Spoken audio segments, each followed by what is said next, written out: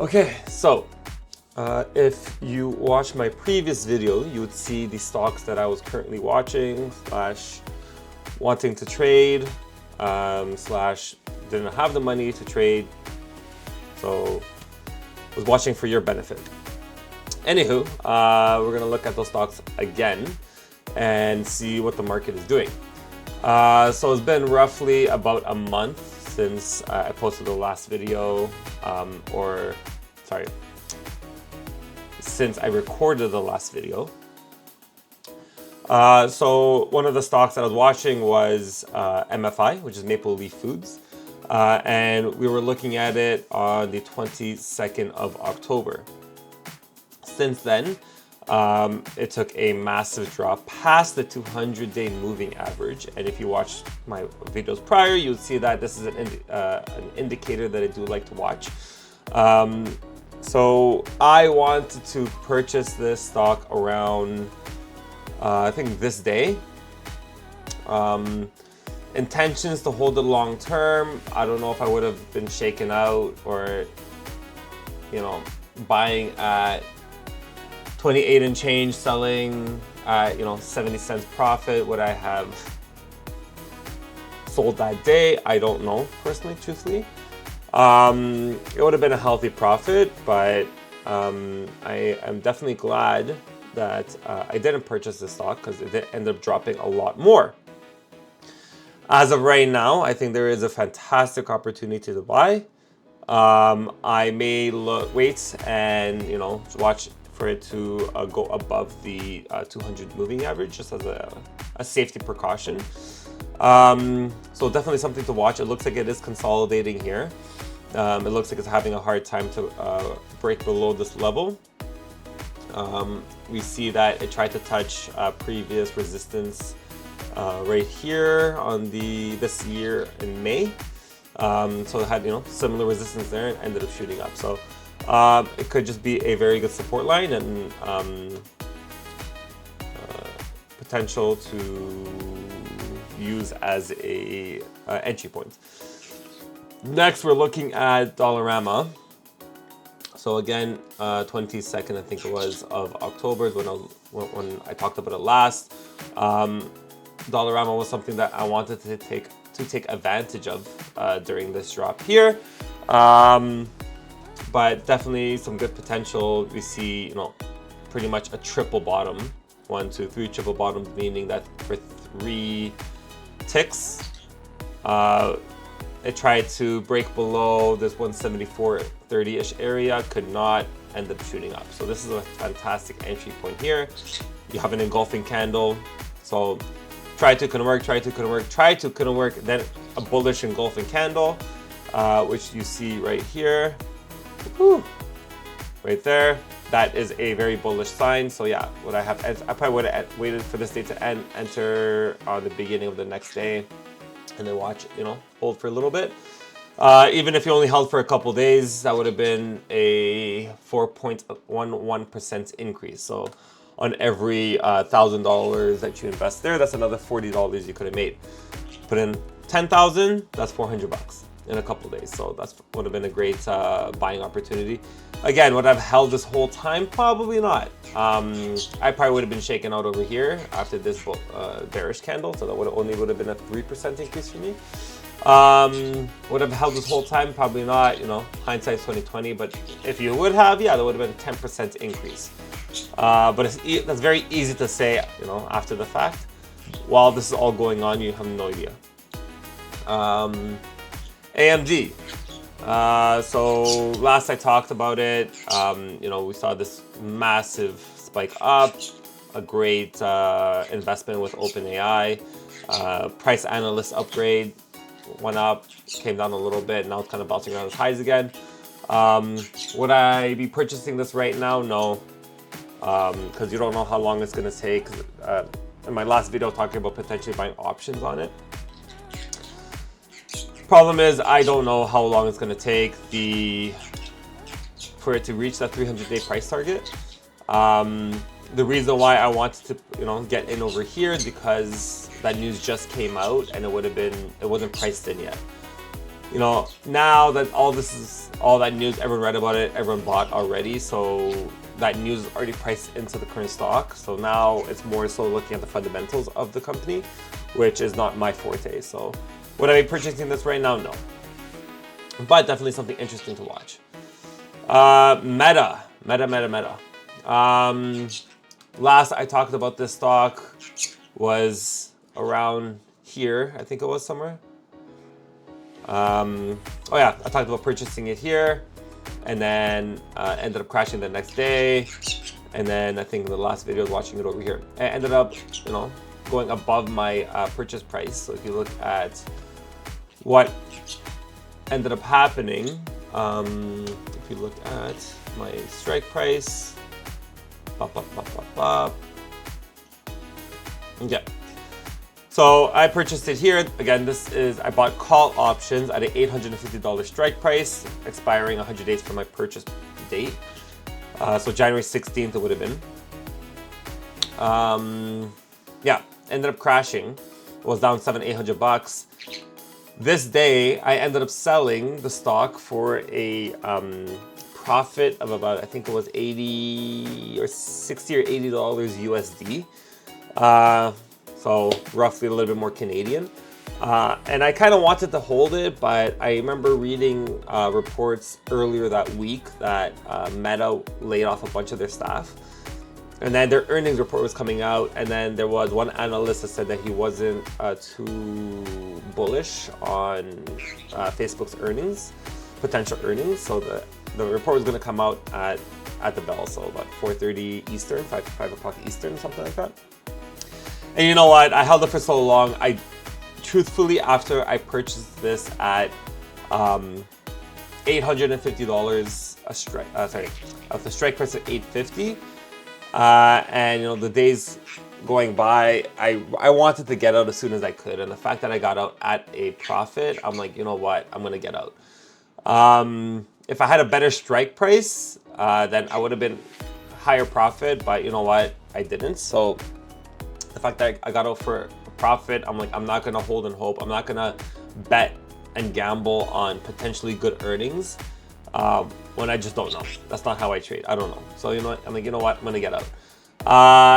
By the time I got out, within I think it was like 20 minutes till the markets were gonna close, ended up going up like another $100 profit. I'm like, whatever. You know, at least I got out. Anywho, what ended up coming out was really bad earnings, so the stock ended up dropping. If you look at the stock, that's what happened this day, and it's been dropping ever since. So thank God I got out, because that $2,080 that I had invested in here is now worth not even $200. But on the on the other side of it is that even though as grateful as I am that I did not take that loss, that would have been a really crappy loss to take. Now there is a fantastic opportunity to buy. So we're seeing some resistance here that we saw over here as well in May. So around the $590 to $600 mark. The stock is having a hard time, going up. It could potentially break this low that we see over here in the next couple of days to next week. Because dropping is definitely a potential purchase for me. So I'm just gonna wait. We're gonna see. I'm just gonna wait. We're gonna see how it plays out, and then it will definitely be a potential buy, 100%. Enbridge was another stock that I've been watching. I don't know if I talked about it in my last video, but I remember telling my mom to purchase Enbridge. Again, my other investments is still open right now. That's outside of the stock market, so I don't have any liquid capital to be investing like how I usually do. Anywho, but yeah, so I told my mom to purchase Enbridge on the 6th of November. And I thought that would have been a fantastic entry point, which turns out I would have been right, because it ended up going up quite a bit. This day did scare me out a little bit, but so she would have made a very healthy profit on this, just on that entry point. You would have been down, 2% the next day, almost 3%, but if you would have held, you would have been up 3.5%. 3.5% on $10,000 investment and $350 in 1, 2, 3, 4, 5 days. Not a bad profit at all with just money that's just sitting in the bank. Now, Disney is another stock that has had a massive drop today. So today being the 13th of November. Can you stop eating my hair? It had a massive drop today. They had good earnings per share. So they beat the estimate there, but they did miss the revenue estimate. So that kind of caused the stock to drop a little bit. And another issue is that they're having problems with their classic TV networks. So I think it was ABC is one of them. They're not making as much money as they used to. They're also having problems with Google right now over YouTube, and there's some kind of bickering there. Don't know exactly, but there is problems there for future revenue and growth with the company. So, excuse me. So for that reason, the stock took a massive plunge today. And its worst was 10%. That's crazy. In a single day, 10%, now sitting at around just above 7.5% negative.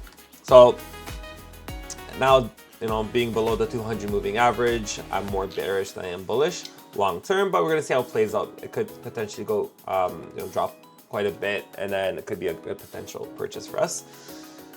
The next big one is NVIDIA. They are a massive player in the AI field. They make chips that every AI company needs and wants. They've been taking a little bit of a hit. So I was looking into this, and I was, analyzing how you can justify a company being worth over $4 trillion, which blows my mind. Considering that their net worth, their market capitalization is bigger than, for example, Germany, which is insane. A whole country.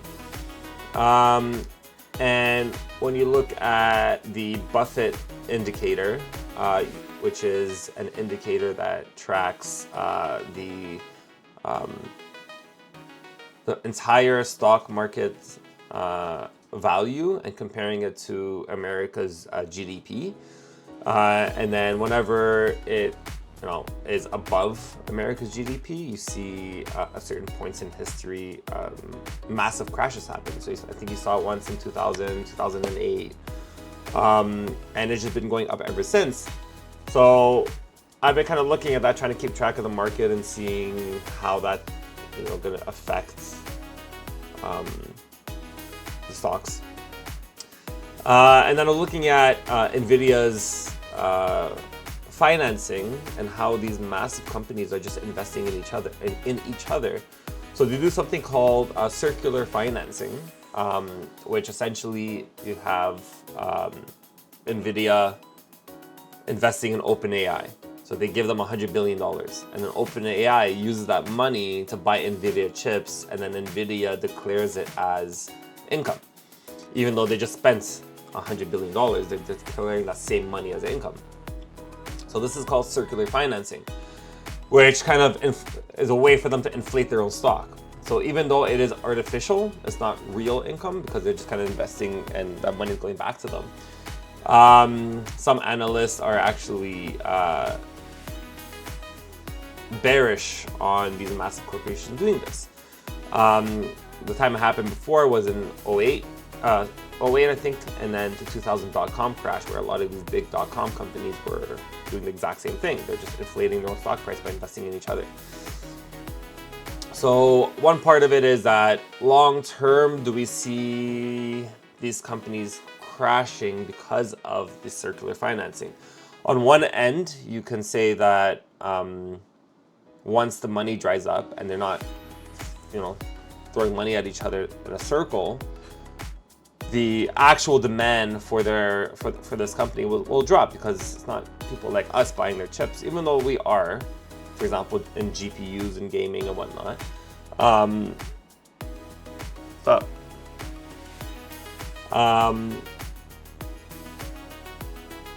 it's these massive companies that are just kind of, they're all just taking on massive amounts of debt to be the, to invest in their own AI infrastructure. So given that, there's two ways you can see what direction the market's going to go in. Either these bets will play off, and for example, Nvidia